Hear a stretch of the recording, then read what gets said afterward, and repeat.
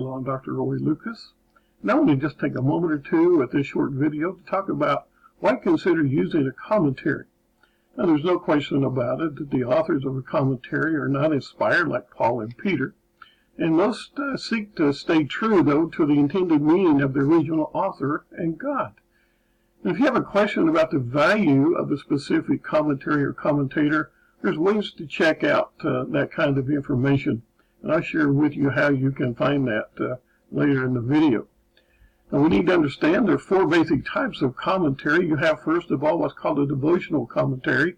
And as the name implies, it helps the reader with a devotional part of your Christian life.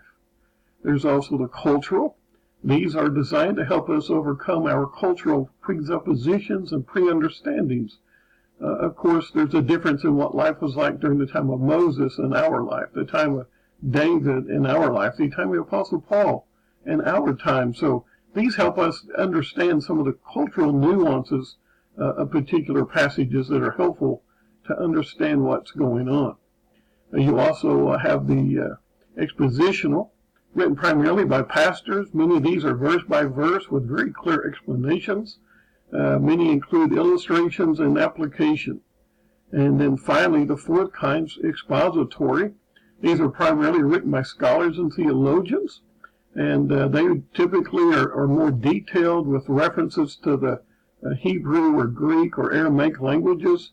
They're going to deal with the grammar and then literary structures, and so, again, a deeper kind of study. Why might we need to refer to a commentary? Well, I've already mentioned this, the culture is different.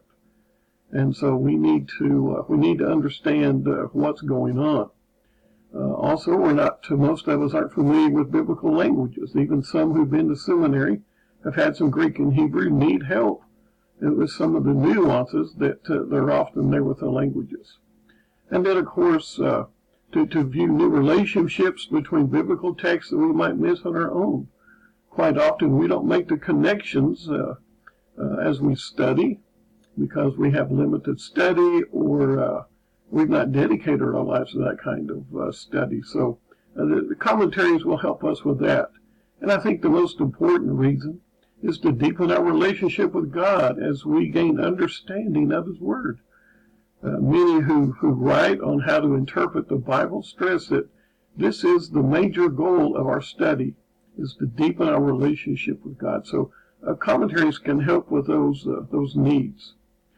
And then how might we proceed to use a commentary? Well, number one, do your own study before you reach for a commentary. You need to have an idea or an opinion of what the passage means.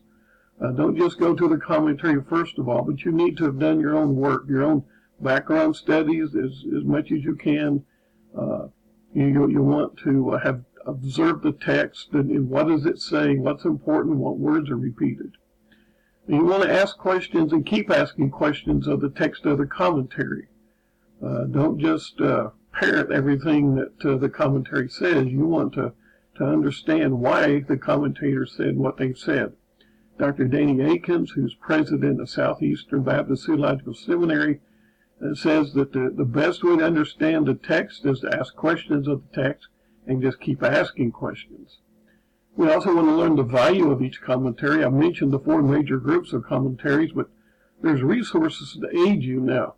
If you go to the July 1st, 2019 blog where I offer you resources, this will help evaluate the commentaries. Actually, this video will appear on that blog, and so you will be able to see those.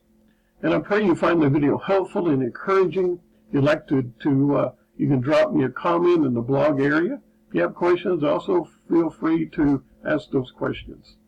May God bless you.